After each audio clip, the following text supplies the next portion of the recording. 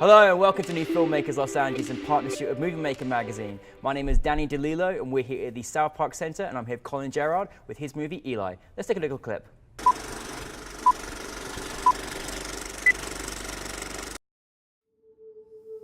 Oh, let me tell you something. Your name, please, sir.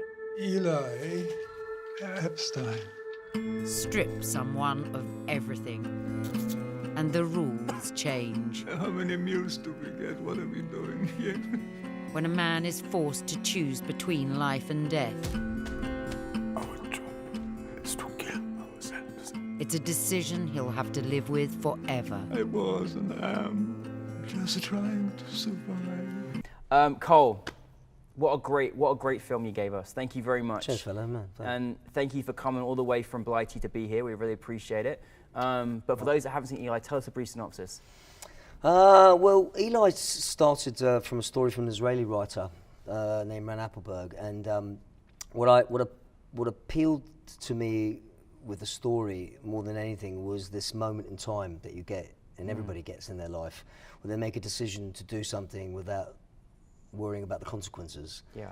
And I mentioned this the other day, but there was a girl in the UK that had been texting behind the wheel, and she hit another girl at a zebra crossing, or a crosswalk, we call it. And in court, the magistrate said to her, what you've done is horrible, and she just turned around and said, well, I was only texting. Yeah. And it's amazing how the lack of sort of responsibility and accountability has become less and less and less. And also, like I was saying the other day during the screening that we had, that I've noticed that with social media these days, people are less and less being able to communicate with people. Yeah. And I think something like social media was supposed to bring people together, and that's drawn them a lot further apart. Yeah. And what I liked and what drew me to the story more than anything was that moment that somebody has that, but his feeling that he has to account for it at some point in his life. Yeah. And I think there is a lack of that these days, and I thought that was a really important story to tell, from my perspective anyways. No, I go as far as saying everyone should see your film that's a human, because honestly, you just stopped us all in our tracks to remind us of those moments in time where it's like, hang on a second, am I really acknowledging that person sitting next to me? You don't know what people are going through, and I think sometimes we're too quick to judge, and we're too into this, and we're not enough looking around us. And I love that you took that story and then gave us the backstory of what was going on for that person as well. And then particularly in a part of the world that you filmed, obviously back home in our country, we have such a great multicultured, of people. That's why I love London. I love it. It's the most wondrous thing, and and sometimes there's this disconnect with communication and understanding of each other, and it's beautiful. Everyone's got so many great different things to offer, and everyone's got great different perspectives, and I love that about London. And just kind of teach the lesson about, like you said, about social media and life. Was that really the kind of draw of inspiration for you to say, I want to make this because it's important for people to kind of see and acknowledge this as well and hear this guy's story? Yeah, well, I think that the worst part about society is history repeating itself, which we constantly do, and there are so many parallels today that you can even take back to, say, the Second World War. The way people are talking, the way politicians, who we know we're talking about, are talking these days, it hasn't changed in hundreds of years. They're still lying, they're still telling the same stories, and they're still hoping that you're going to vote for them because of the stories they tell. Yeah. And I think that when it does come to communication, it's an overused word, and I think that sometimes the easiest thing to do to teach children these days in school is just to be able to teach a child how to stand up, shake somebody's hand, look them in the eye and say hello. Yeah. Well, so many people I meet these days, there'll be somebody might introduce me to somebody and they're like this and go, oh yeah, how you doing? Yeah. Like, I'm like, are you finding the fucking answer in your phone? Yeah. Is that where your life is going to revolve around? And I think, it's funny, I saw a little cartoon the other day, these people were in heaven with little wings on and everything like that, and they were standing like this, and God's standing over there going, they don't know what to do, man. They got nothing in their hands. Yeah. And I think that the story for me it's an old story, and it has aspects, of course, of the Holocaust in it, but these things are still repeating themselves today, and we're still allowing it to happen. Yeah. And America's a great country in its sense that they do their best to try to police parts of the world and try to do the right thing. Yeah. The problem lies is that they actually don't look at somebody else's culture and say, is that the same feeling we're going to have there? Or are we going to be able to adapt that kind of feeling and that emotion to that person's culture? And I think with those types of things, things, we've constantly got to remind people about it, because I've actually talked to some kids before, and they say about the Holocaust, they go, the what? The what? What are you talking about? What's the Holocaust? What's that? What shit is that? What are you talking about? And that is becoming a distant memory, and that's why we keep repeating ourselves all the time, because we don't learn from history, you know. So I hope in a small way with the film it can do that, but you know. No, listen, what you said just now is like a very, very powerful thing. That's about the fact that we are repeating, and we have to consistently remind each other, and that is such an important lesson for each and every one of us to know that, because you know we all know we're going through lots of things in today's society that we've forgotten things, and we could have learned from that and responded better and more different than we are today. And we don't want to keep making those mistakes. The characters, you know, characters in the story particularly was just, you know, you really felt for what was going on, you know, and I think it was very important for people to not know about the history, but also, you know, even people of an older generation as well, and what they must go through and what they must be feeling. And, you know, they've had a whole life of experience as well, you know, and just those very mundane experiences where we're in a room together, there's all these bunch of people, they're all trying to be seen, and we take those moments for granted, and, you know, we have certain maybe stigmas against something we don't even know about people, or prejudgments, you know. Was that kind of example you wanted to sort of almost show about, listen, this happens in our everyday life, and this could happen to you tomorrow. Think differently, think twice, and, you know, have a better understanding. Yeah, absolutely, because, you know, I believe everyone gets some form of opportunity in life, no matter where you are. It's what you do with it when you get it. But it's also when tragedy or something awful happens to you, it's also how you react towards that. And how you do try to learn from something like that and try not to repeat it again. But that is the issue, though. It just it's a constant repetitive bullshit that happens in the world today. And you know, and sometimes it is quite fascinating when people think they've developed something new and they think they've got this eureka and I found this whole new great thing, when it is something that's from the past and it's already been developed, already done, but it's how you actually react and how you develop yourself towards what happens to you that makes something great. You know? No, I agree. Yeah, I do find it's funny, I was not to go too far off track, I was at a club last night and I turned around and dancing in front of me was Jay-Z and Beyonce, and I was fascinated though to watch them just being able to be themselves in the corner. And even though they're these multi-billionaires or whatever they are, and these great icons, they were just human beings. They just wanted to dance and not be bothered by anybody else and all the rest of it.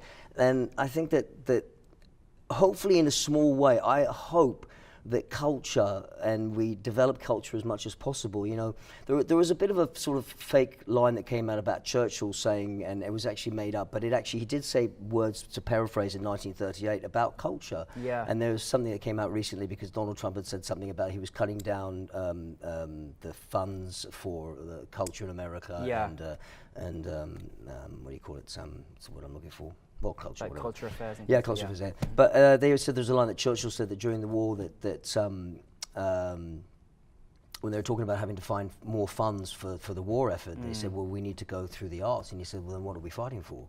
Now, that's not really true, but he actually did. It was a paraphrase of actually something that he did say in 1938.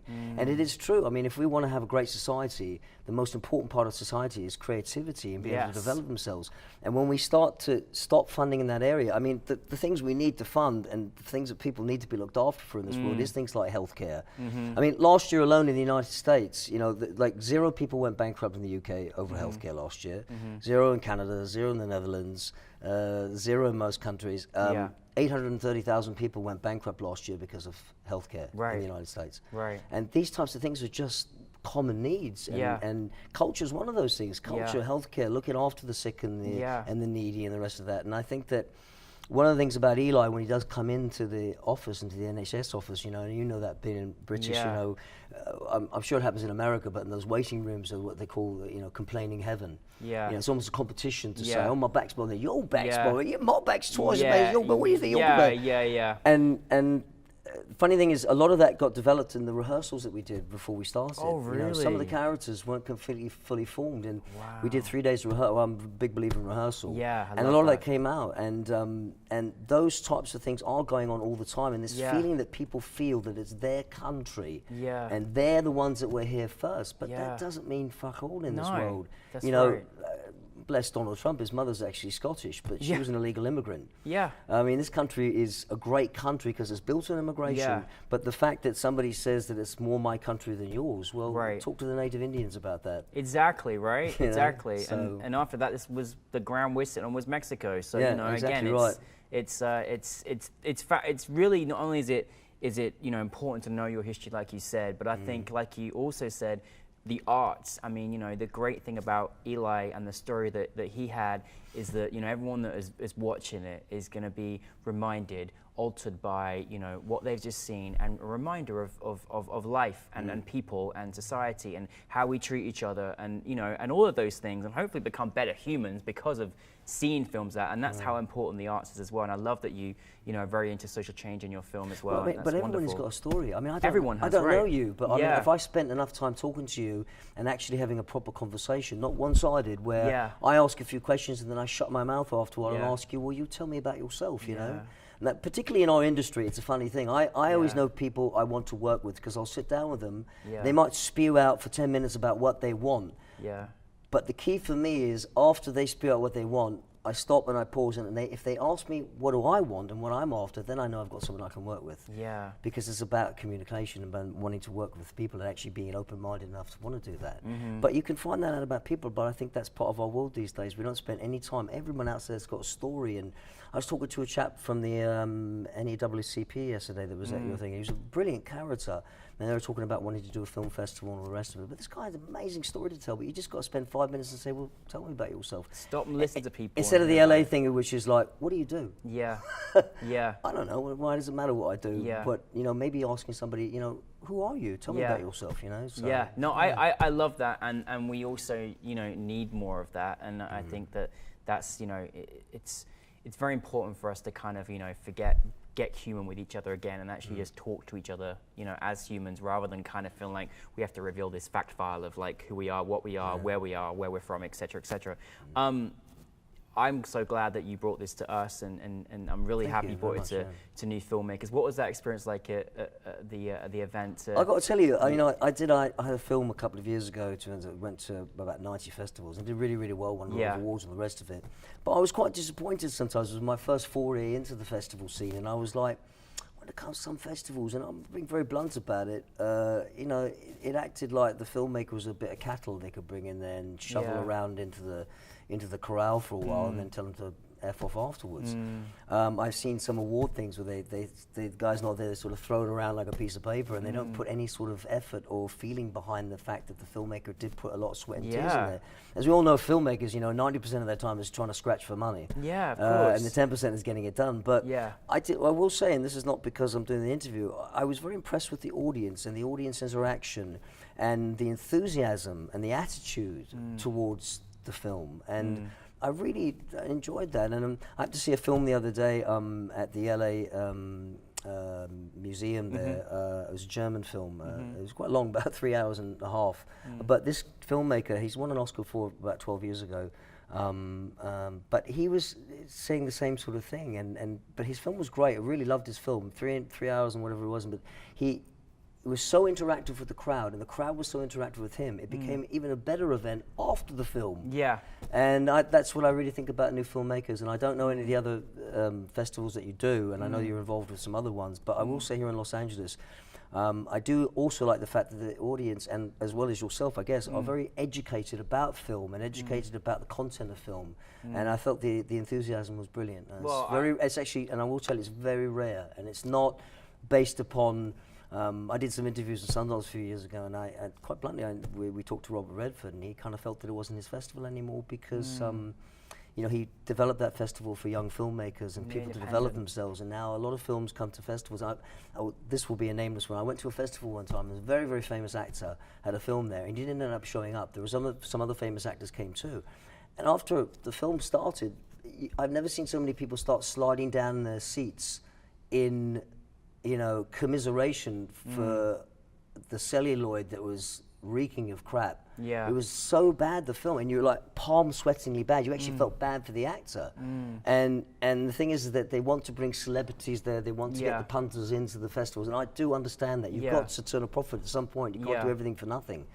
But bringing bad films or something that really doesn't have a content to it to a festival just because you're going to get an actor there. I don't see that with your festival. I see the fact that you bring films to your festival because you like the content of the film and you think it's got something to say. Well, we're fortunate. Like we're really appreciative, and we're fortunate to have filmmakers that you are educating us and entertaining us at the same time, and that's so important. I think it's almost important to consistently educate yourself as a filmmaker and learn, whether you're just starting your career or whether you're in the seasoned part of your career, wherever it may be. But we're grateful, because I feel like I always say, when you can leave a film and you feel altered and you feel like you just learned something, and you feel you're going to go away in your life better and more equipped about how to treat people. That's what Eli did for me, and that's what the reaction I felt from many people. What is next for you?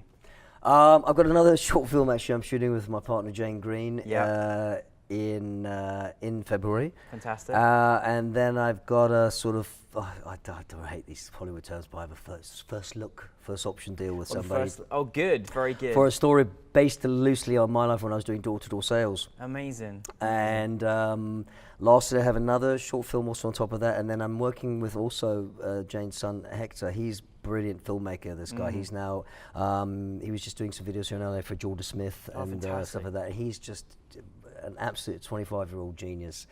Wonderful, wonderful work. So I'm lucky enough that he's asked me to do a few things with him. Amazing. Well, I mean, you deserve it, Colin. I mean, honestly, it was really fantastic to have you here, and thanks for. I feel like I've just been educated and just got my kick up the backside for life, which I love, and I love that. But no, thank you for Eli, and we're looking forward to much more of your work. So thank you very much. Come back to us soon, man. We'll kidnap you here. All right, thanks, man. All right.